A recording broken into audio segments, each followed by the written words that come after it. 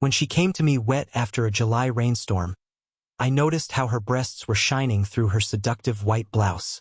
I could no longer restrain myself or control myself. In my imagination, she had been mine for a long time. I just kissed her and put her on the bar counter and kissed every cell of her body. I had been waiting for this moment for 8 long years. I am 24 years old, and I fell in love with my best friend's mother. Her name is Cynthia. She's 42, but her beauty is beyond compare with any 18-year-old supermodel you've ever seen. She carries herself with that graceful, effortless charm that makes you forget the number of candles on her birthday cake. To be with her, though, I would have to lose my friend, Pablo, and probably say goodbye to my own parents forever. They all gave me a choice, Cynthia or them. I chose Cynthia.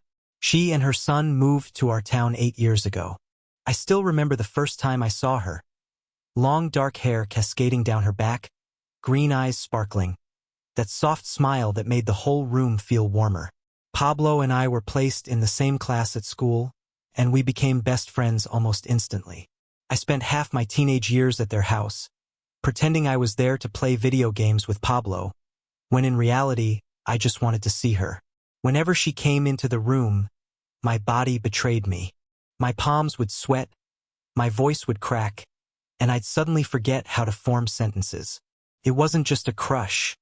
It was something deeper, something inexplicable. I loved her. At 17, Pablo left for college, but I stayed. Everyone thought I was insane for not choosing one of the top universities that had accepted me. But I didn't care.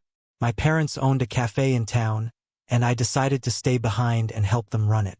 Secretly, I had only one reason. I wanted to be close to Cynthia. By the time I turned 20, I was managing the cafe full-time. It became my place, my little kingdom, and she would come there sometimes. Every time Cynthia walked in, it felt like sunlight cutting through a cloudy day. I knew exactly what she liked. Her coffee had to be strong, her croissant perfectly crispy, and sometimes, if she seemed sad, I'd bring her a slice of my best tiramisu. But for all these years, I kept my distance. Not because of her age. Not because she was my friend's mom. But because I was terrified of what people would say. This is a small town, and tongues wag faster than you can blink. I didn't want to ruin her reputation. I didn't want her to be judged, whispered about, or shamed because of me. And then came Matthew. He was a 50-year-old literature teacher from our old school, the kind of man who thought of himself as some tortured poet. He had this annoying charm women seemed to fall for. He would write them love poems, recite them over dinner, and then leave them broken 2 months later. When Cynthia walked into my cafe one afternoon with him, smiling softly, introducing him as just a friend, my chest tightened so hard it felt like I couldn't breathe. She didn't notice, of course. She touched my shoulder casually while ordering her coffee, and that simple touch felt like fire under my skin. I forced a smile, made her order, and pretended everything was fine. But inside I was dying. I watched them go on their 3rd, 4th, 5th dates. I watched her laugh at his jokes, hold his hand, and I hated it. I hated him, not because he was with her, but because he didn't love her, not the way I did. To him, she was another beautiful chapter in a book he would close and shelve when he got bored. To me, she was the whole story. And then came that night. It was late July, and the rain was coming down so hard it looked like the whole town had drowned in silver. I was about to close the cafe when the door swung open and Cynthia walked in, soaked to the bone. Her hair clung to her face, mascara smeared slightly beneath her green eyes. It was hard to tell if the wetness on her cheeks was from the rain or tears, but I knew. He had hurt her. I wanted to hunt Matthew down and break his smug face. But then she looked at me, and everything else faded.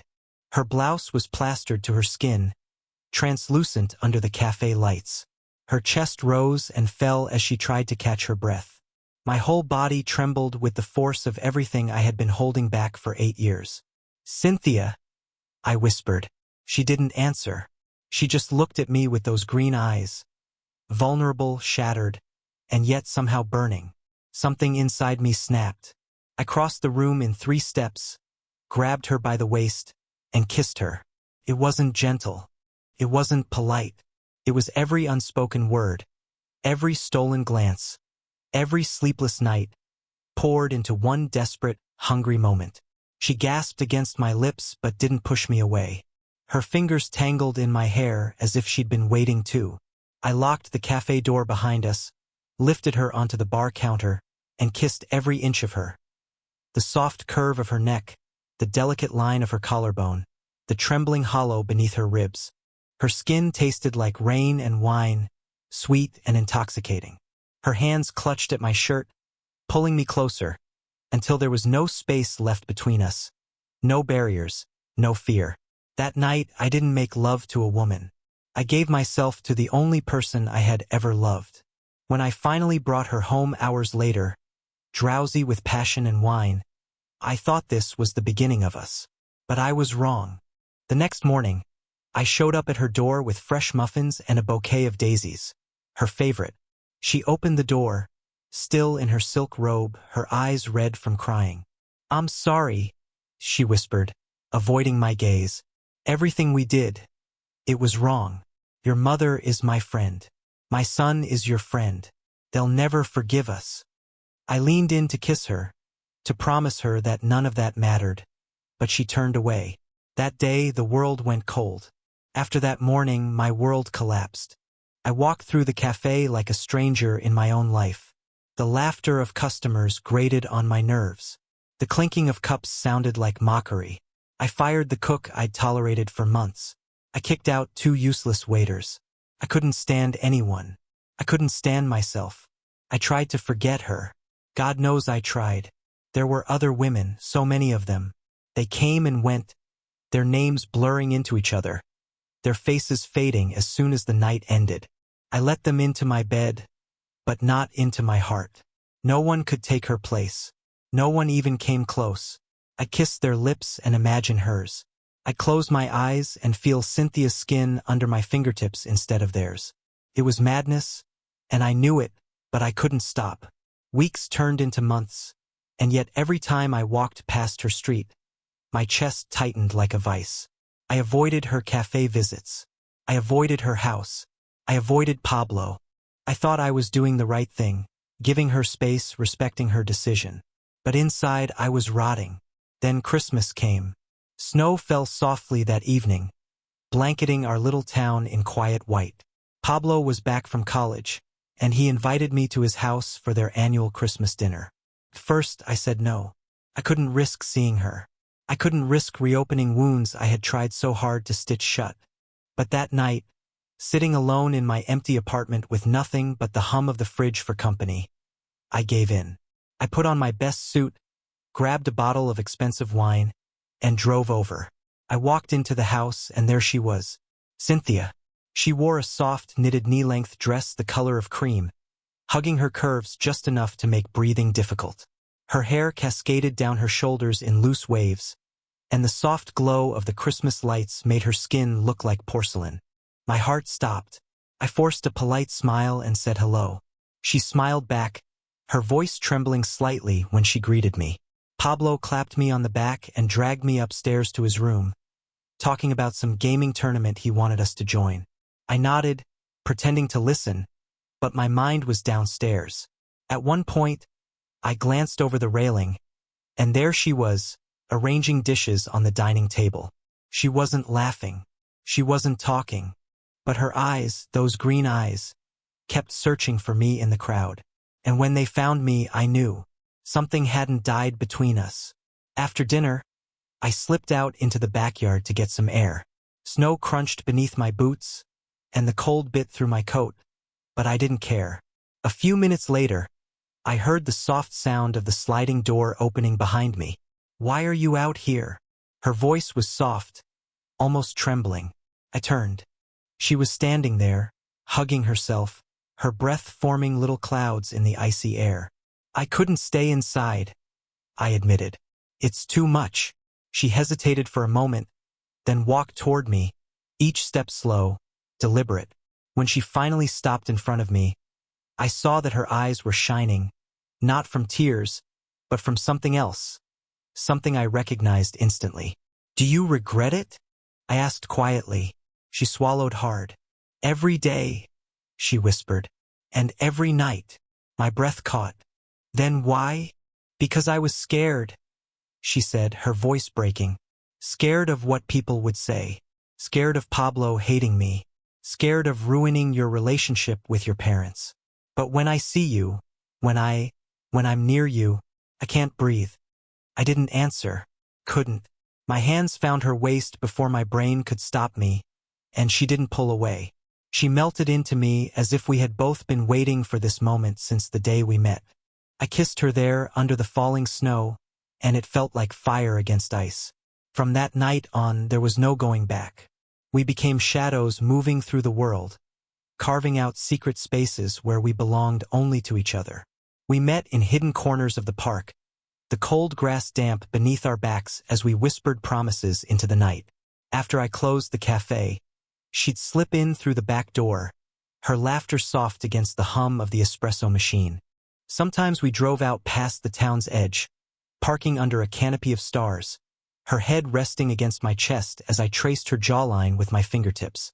We didn't talk about Pablo. We didn't talk about my parents. We didn't talk about consequences. We just loved. Fiercely, recklessly. But secrets have a way of unraveling.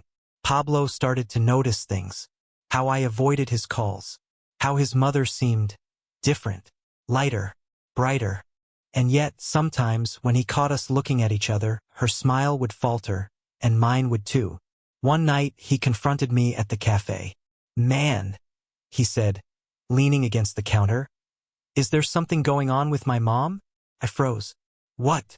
I forced a laugh. "Are you crazy?" He narrowed his eyes. He didn't believe me, but he didn't push it, not yet. That night, I went home and did something stupid. Or maybe it was the bravest thing I'd ever done. I booked an appointment with a tattoo artist. 3 hours later, I walked out with Cynthia's portrait inked over my heart. Every line, every shade. Her face was there, etched into my skin forever. I knew then, I was never letting her go. The next morning, I woke up with a mixture of triumph and dread. Triumph because Cynthia's face was forever etched over my heart. A permanent promise to the universe that I would not let her go. Dread because I knew it was only a matter of time before the world discovered what we had done. And they did. Started small. Pablo became distant, quieter than usual, his eyes following me wherever I went. He was sharp, smarter than I gave him credit for, and I could see him piecing it together like a detective solving a crime he didn't want to accept. One evening, as I closed the cafe, he appeared at the door. His face was pale under the fluorescent lights, and his fists clenched. "I know," he said, barely above a whisper. "I know about you too." My stomach dropped. "Pablo, you've crossed a line," he said, his voice trembling. "You're my friend. She's my mom. How could you do this?" I wanted to explain, to tell him that this wasn't just lust or a whim, that we were meant for each other. But how could I make him understand? Not yet. Not while the wound was fresh. The real storm came a week later. Cynthia's parents found out. They came to the cafe, storming in like a winter gale, their faces red with anger. They didn't just want to scold us, they wanted everything we had. They threatened to take the cafe away, to ruin me financially. "You're too young," her father barked. "Too young to be making these kinds of decisions. And you," her mother said, pointing at Cynthia, "you're supposed to be sensible. You're supposed to protect your family, not destroy it for a fleeting passion." But I wasn't afraid. Not anymore. I had already decided. I had already committed. I would fight for her no matter the cost. "I don't care what you think," I said, voice steady. "I love her. She loves me, and I will do whatever it takes to build our life together." Cynthia stood by me, holding my hand. Her eyes shone with tears, but also with determination. "I believe in us," she whispered. That night, after they left, we sat in my apartment, our legs tangled, hearts racing. We whispered plans, dreams, promises that only lovers on the edge of the world can make. She wanted to hide, to keep running, but I refused. I wouldn't let fear dictate our love. A week later, I signed the papers for a loan to open a new restaurant, bigger, better, ours. Every corner, every detail, Every recipe reflected not just my ambition but our love. She helped me design it, giving her opinions on decor, lighting, and the desserts that would become our signature. As the restaurant took shape, our love grew stronger. We had secret dates in the park under the cover of twilight. We would share coffee after hours, laughing quietly over stolen slices of cake. Sometimes we drove to the outskirts of town, her head resting against my shoulder, the wind tangled in her hair, as if the world outside didn't exist. But Pablo's suspicion didn't fade. He followed, he watched, he questioned. One Christmas Eve, he cornered me again, fists clenched, eyes burning. "Why can't you just leave it alone?" he demanded. "Because I can't," I said simply. "I've waited 8 years for this, and I'm not walking away now. Not from her. Not from us." He stormed off, furious, but there was a flicker in his eyes, a grudging understanding, maybe, that some things, no matter how wrong they seemed on paper, couldn't be undone. And then came opening night of our new restaurant. The lights glowed warm and inviting, the scent of fresh pastries and espresso filling the air. Cynthia stood beside me, her hand in mine, her smile radiant. We had defied everyone. Friends, family, the town itself, and somehow we had built something together. Something real. She leaned against me, whispering, "We did it. We really did it." I kissed her temple. We did it because we never stopped believing in us. And in that moment, I realized no judgment, no fear, no opposition could touch what we had. We had turned forbidden love into a victory, and nothing would ever take that from us. The weeks after the restaurant opened were chaotic, but in the best way possible.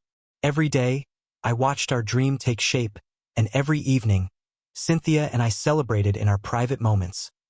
Kisses stolen in the kitchen, fingers entwined as we counted receipts, laughter echoing softly between the tables. We were unstoppable together, and yet the world didn't make it easy. The town buzzed with whispers. Every passerby seemed to have an opinion. Old friends looked at me with judgment. Neighbors avoided eye contact, and even some of my parents' regular patrons raised eyebrows when Cynthia came in. But none of that mattered. What mattered was her hand in mine and the fire in her eyes when she looked at me. Pablo, surprisingly, started softening. I think he realized how sincere our love was. Not reckless, not selfish, but real. One evening, he came by the cafe just as we were closing. Instead of accusations, he offered a tentative smile. I don't get it entirely," he admitted, leaning against the counter. "But I can see how happy you make her, and I can see how much she makes you. It was the first time he didn't look at me with suspicion. It was the first time he acknowledged us without judgment. We celebrated with a secret getaway, our first real escape. We drove 2 hours out of town to a secluded cabin in the mountains. Snow dusted the pines, and the fireplace crackled as Cynthia sat close, resting her head on my shoulder. No one could see us, no one could judge us, and for the first time, the weight of years of longing lifted. We spent hours just talking about dreams, regrets, and our future. Our love, once hidden and fragile, now felt unbreakable. At night, we would walk barefoot in the snow, laughing as it melted beneath our steps, our hands and lips never parting. Evenings were ours entirely. I would cook, she would taste, and together we'd create dishes that made us feel like we were the only 2 people in the world. We talked about expanding the restaurant, opening a second location, building a life together that no one could take away. Every plan was a promise to each other. But not all was easy. There were still challenges. Some patrons complained about our age difference, some relatives voiced their disdain, and occasionally Pablo's doubts returned.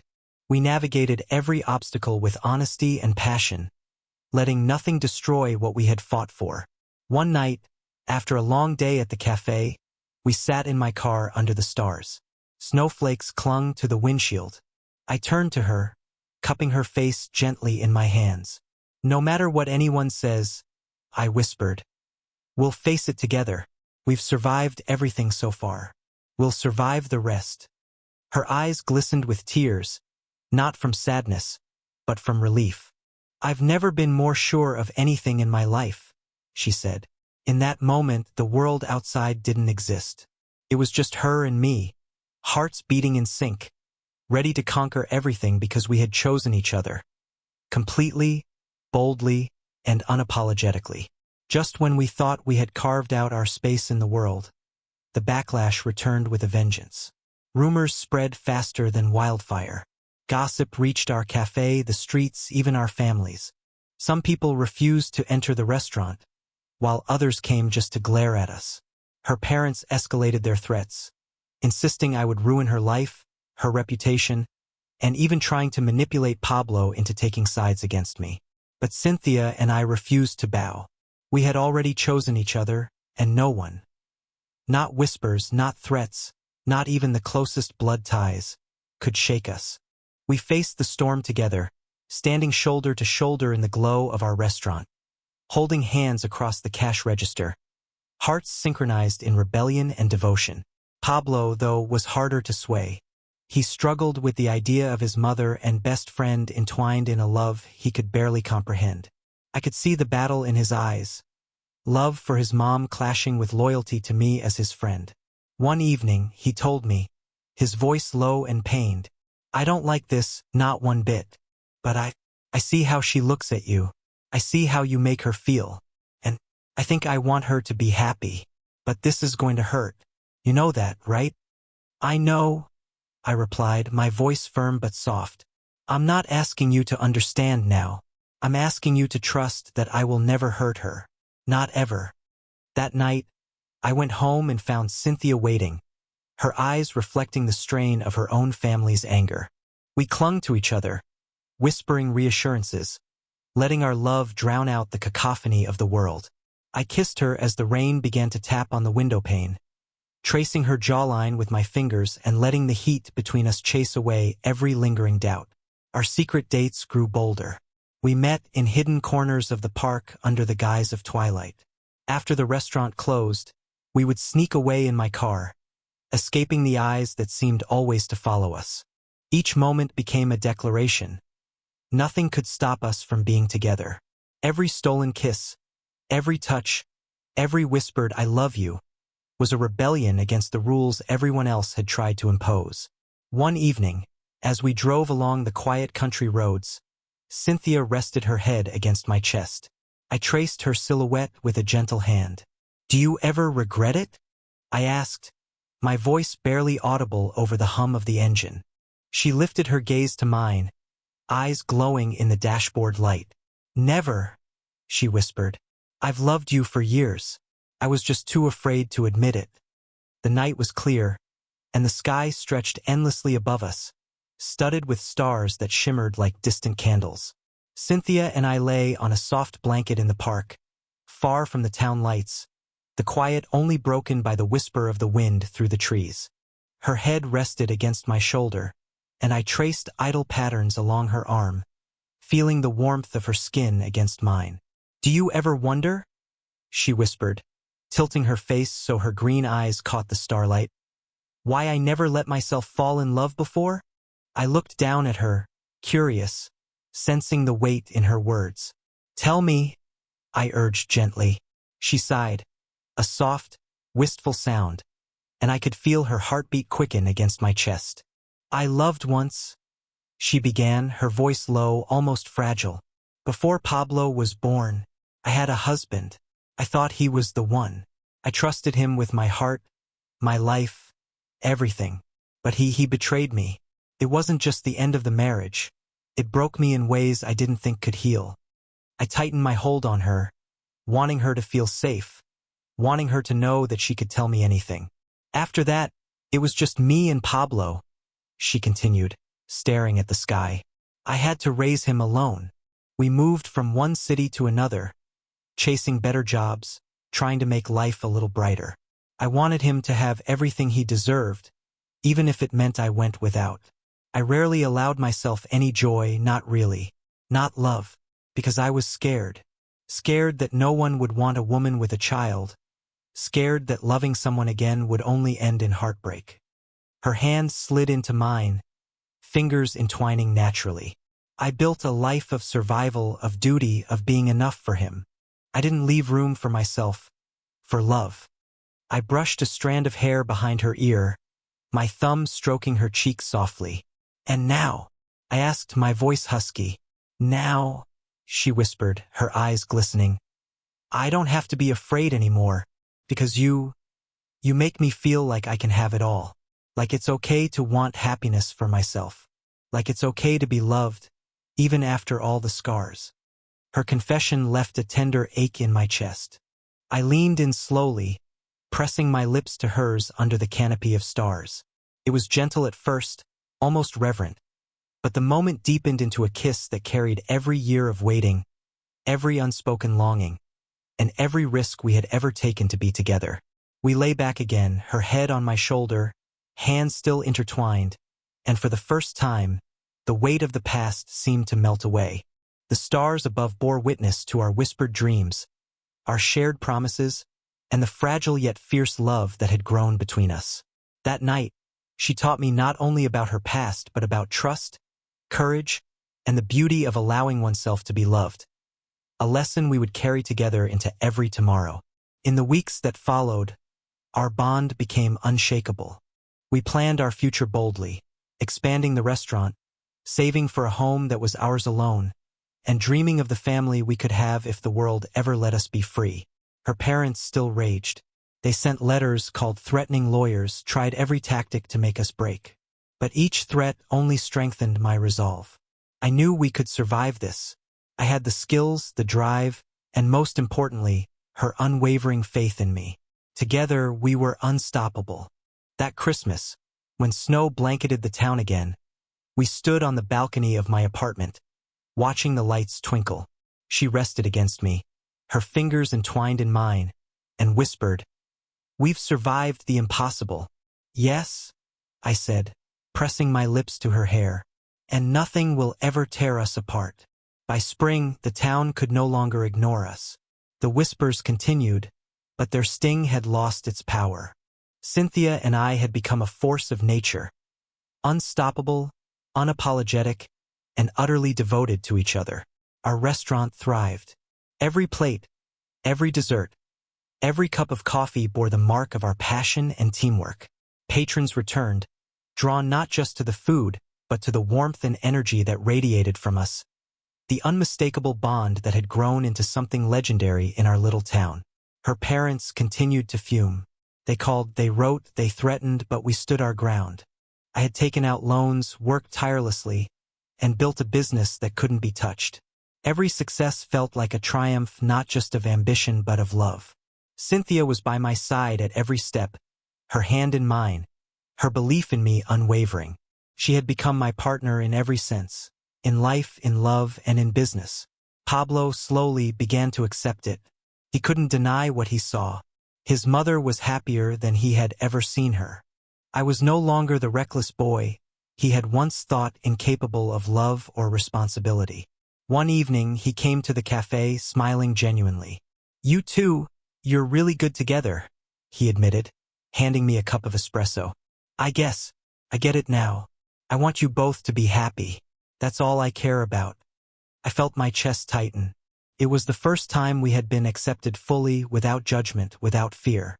We hugged him, and he hugged us back, and for the first time in years there was no tension, only family, however unconventional. Cynthia and I celebrated in private, too. We found our secret places again. The park at midnight, the quiet roadside overlooks, the warmth of my car under starlight. Each kiss was more urgent, more passionate, more full of the years we had waited. Every touch was a reminder that we had fought for this, that we had survived everything the world threw at us, and that nothing could ever break the bond we had forged. On the night of the restaurant's first anniversary, we held a small celebration. Friends who had once doubted us came, some hesitant, some amazed. The cafe glowed with lights, laughter, and the clinking of glasses. I raised mine to Cynthia. "To us," I whispered, my eyes locking with hers. "To everything we've survived, and everything we will create together." She smiled, her lips brushing mine softly. "To love," she replied, her hand resting over my heart, where her portrait was forever inked. And in that moment, Standing amid the warmth of our shared dream, I realized that love had not just survived, it had conquered. It had defied expectations, outlasted fear, silenced doubt, and turned our hearts into an unbreakable force. We had won, not against one another, but against the world that tried to dictate our lives. And as we kissed under the soft glow of the cafe lights, I knew one truth. Nothing in this world would ever separate us again. We had chosen each other, boldly, passionately, and victoriously. Our love story, once whispered in shadows, was now written in light, indelible and eternal. 5 years had passed since that fateful July rainstorm, and the world that once threatened to tear us apart had softened in its judgment. The cafe, once a small family business, had grown into a thriving restaurant, a cozy place where laughter, passion, and love lingered in the air. It wasn't just a symbol of our victory over adversity. It was a testament to what two people could build when they chose each other above all else. Cynthia and I had never been happier. The fire that had once been secret and forbidden was now a steady, glowing warmth in our lives. We had moved into a charming house not far from the cafe, walls lined with memories of stolen kisses, quiet nights under the stars, and countless shared dreams. And the greatest gift of all, we had become parents. A little girl with Cynthia's green eyes and my mischievous grin had brought a new layer of love, joy, and wonder into our lives.